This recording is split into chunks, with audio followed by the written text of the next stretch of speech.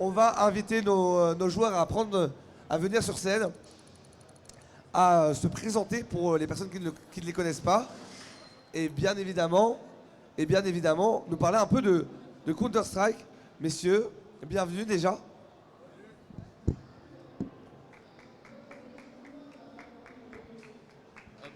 Voilà, donc je suis accompagné Voilà, je suis accompagné de Coco et de Kana, donc les personnes que vous avez vu jouer tout à l'heure. Est-ce que déjà, avant tout, je vais te passer mon micro, est-ce que déjà tu peux te présenter Coco?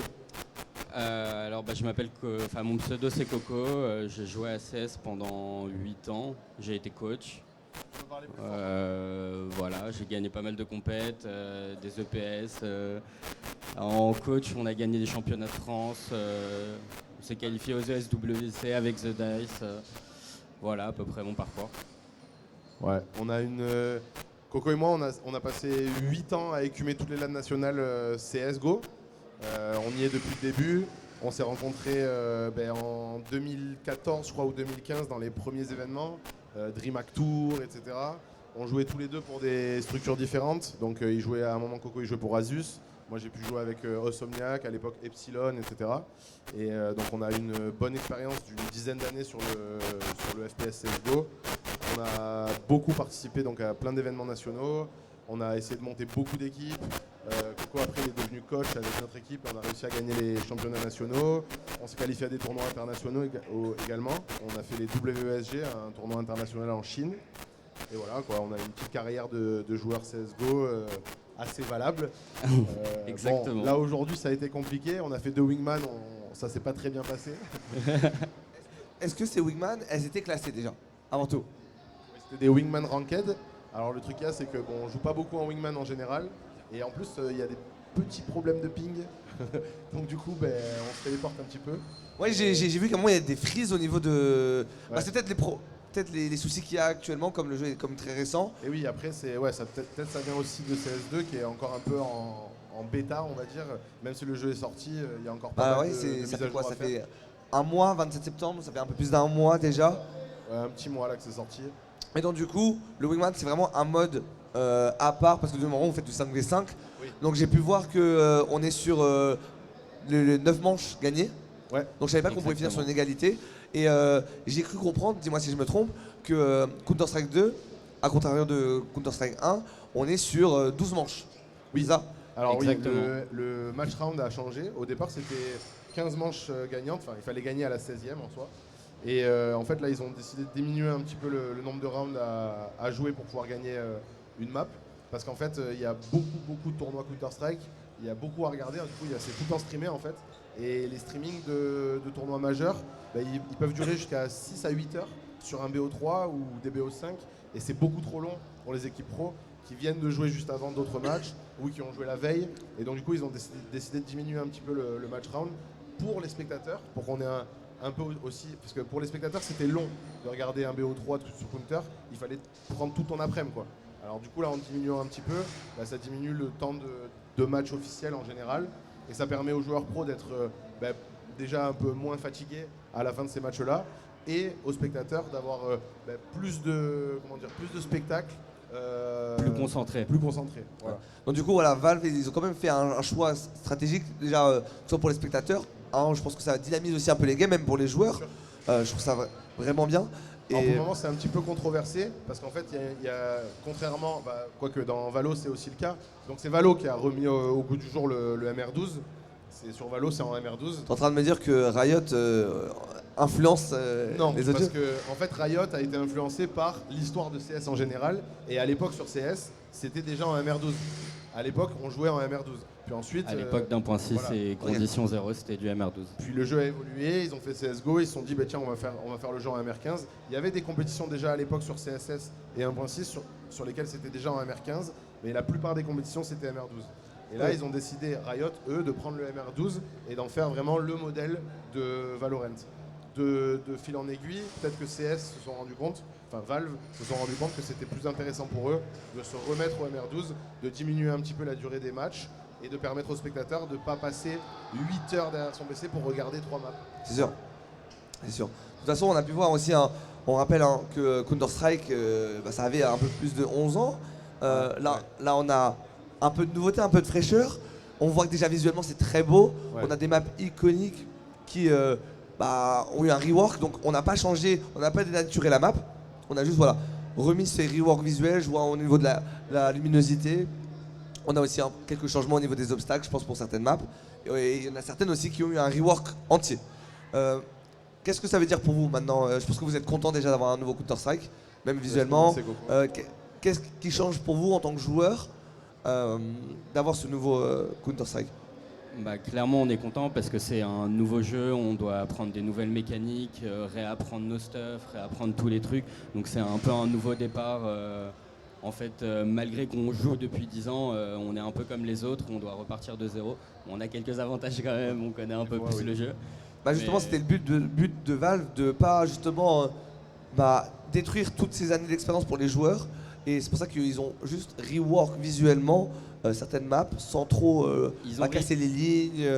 Ils ont rework visuellement, mais le fait que le moteur ait changé, la jouabilité, la touchabilité, je ne sais pas comment on peut qualifier ça. On peut parler du tick rate, justement. Le tick rate, donc ça a changé, et donc la façon de tuer les gens a un petit peu changé quand même. Voilà. Pour ceux qui ne connaissent pas le tick rate, parce que du coup il faut l'expliquer, c'est vraiment ce laps de temps où justement vous allez cliquer et avoir par exemple l'action, par exemple de tirer, ce laps de temps qui était des fois un peu problématique sur Counter-Strike. Et là, ce délai, il a changé. En fait, ce qui a changé, c'est à l'époque, quand on joue à Counter-Strike, on joue chez soi, on envoie l'information au serveur, le serveur envoie l'information au joueur adverse, le joueur adverse reçoit l'information, qui lui-même tire, envoie l'information au serveur, et etc. Et en fait, cette latence qu'il y a entre le client 1, le serveur et le client 2, fait qu'il y avait un petit décalage, des fois, en fonction du ping, etc., entre les deux joueurs et le serveur au milieu. Aujourd'hui, 90% des informations qui sont créées sur un serveur CS2 viennent du serveur. Donc c'est le serveur qui envoie aux deux clients l'information.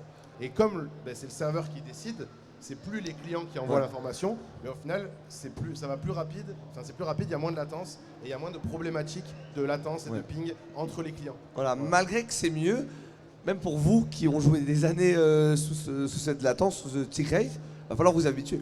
Il va falloir s'habituer, mais après, ce changement-là, il est quand même plutôt agréable, plus que l'inverse en fait. Exactement, il est plus avantageux pour nous parce que justement on a eu l'habitude de s'entraîner avec de la latence et donc maintenant sans latence. Là c'est comme si on vous avait enlevé vos points en fait. Pendant des années vous avez joué avec un poids et là maintenant vous les enlevez. Un peu.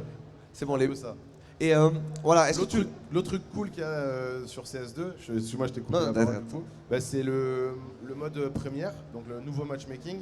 Il est quand même intéressant parce que à l'époque sur CS, pour pouvoir commencer à jouer un peu sérieusement, etc., il fallait s'inscrire sur des sites comme Faceit, ESEA et tout. Et aujourd'hui, rien qu'avec ses potes, pour passer un bon moment, on peut se lancer un matchmaking et ça a plus d'intérêt qu'avant. Avant, le matchmaking c'était étrange, on jouait contre beaucoup de tricheurs, etc. Il y a moins de tricheurs déjà aujourd'hui, à mon goût. Et en plus, il y a quand même un mode avec donc un classement et tout, à la League of Legends, à la Valo et tout. Et ça donne beaucoup plus envie de jouer, même quand on a un niveau un peu en dessous de... Oui, on voit le système de points. On a envie de venir, de jouer des parties, etc. Et comme il y a ce système de classement, ça donne envie aux gens de jouer sérieusement. Et donc on se retrouve dans des parties. J'ai pu lancer des parties avec on parle beaucoup de CS en disant qu'on joue avec des gens, des Russes, etc. Et que c'est pas toujours évident. Et en fait, là, même les trolls russes, au final, deviennent un petit peu... un peu plus sérieux. Un peu plus sérieux, voilà. Et du coup, il y a une mécanique que je voulais... Donc, avant de parler de la mécanique que je voulais parler, c'est le système de grades. Parce qu'on a vu que maintenant, dans Counter-Strike, les grades sont en fonction des maps. Alors voilà, oui, Est-ce que tu peux en mentir un peu plus, voilà. Il y a deux systèmes. On peut jouer en mode compétitif, comme à l'époque. Et alors, à ce moment-là, on a toujours le système de grades qu'il y avait sur CSGO. Mais on va avoir du coup des grades sur les maps sur lesquelles on décide de jouer. Donc si on joue beaucoup sur Inferno, on va avoir le grade Global Elite sur Inferno. Par contre, on n'aura pas le grade Global Elite sur Vertigo ou une autre map. Et par contre, le mode première, lui, englobe toutes les maps. Et là, c'est aussi ce qu'ils ont mis dans ce mode-là de compétition. Ils ont mis le mode de bannissement, etc.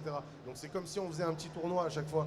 Et c'est plus intéressant. Je trouve que c'est... En fait, on voit vraiment que la compétition ou l'esprit un peu compétitif a pris place dans la plupart des jeux parce que on a des moyens qui nous mettent justement dans cet aspect un peu compétitif avec les bans, comme tu disais. Même avant d'être en mode première, d'abord maîtriser à notre niveau toutes les maps avant d'aller en première, parce que c'est un peu le problème de...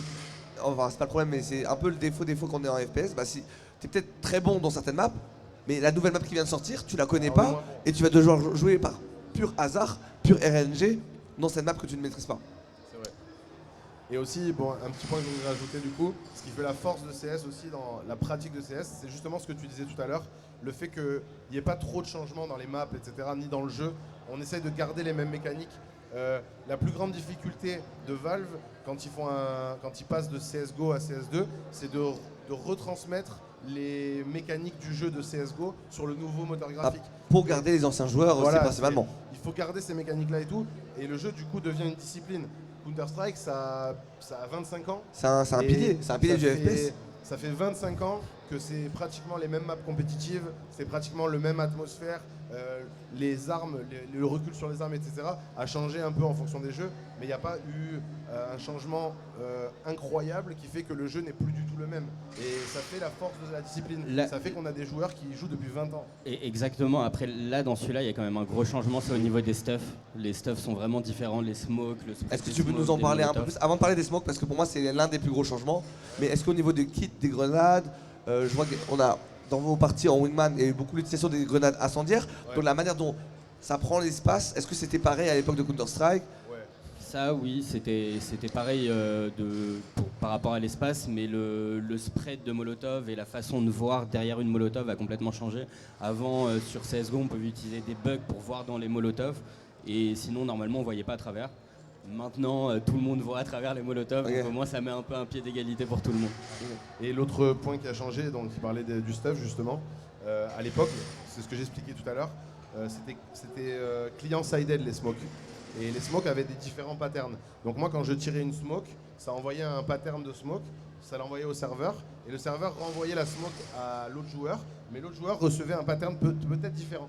Ah. Et donc ça faisait que moi si j'avais un trou dans la smoke à ma gauche, le joueur en face, lui, pouvait avoir la smoke qui était affichée et ne voyait pas le trou. Aujourd'hui, c'est fini ça. Oui, là on a vu justement, il y a une amélioration même de la propagation des smokes. Donc on le voit hein, justement en fonction, j'avais vu au niveau des ouvertures, au niveau même de la lumière, etc. Et ce qui était très intéressant, c'est l'impact des balles. Donc la collision avec les balles avait un impact maintenant sur les smokes. Et ça, je trouve ça formidable. Ça, c'est incroyable. Et bien, les grenades aussi. On peut mettre une smoke et préparer une stratégie qui va dire les gars, restez arme en main derrière la smoke, je vais tirer une grenade. Hop, il y a un trou, préparez-vous. Il y a un trou énorme et là on peut tirer sur les joueurs et ensuite derrière hop, la smoke revient.